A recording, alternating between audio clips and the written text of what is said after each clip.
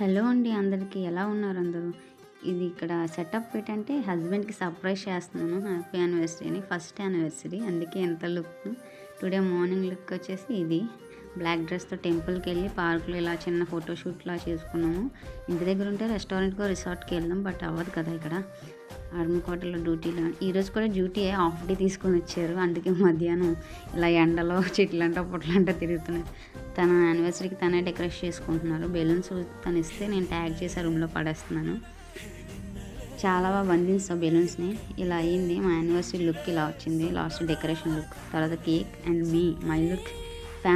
Telugu families అందరిని పిలిచి ఇంటి దగ్గర చేసుకున్నట్టే చేసుకున్నాం. చాలా బాగా హ్యాపీ అనిపించింది.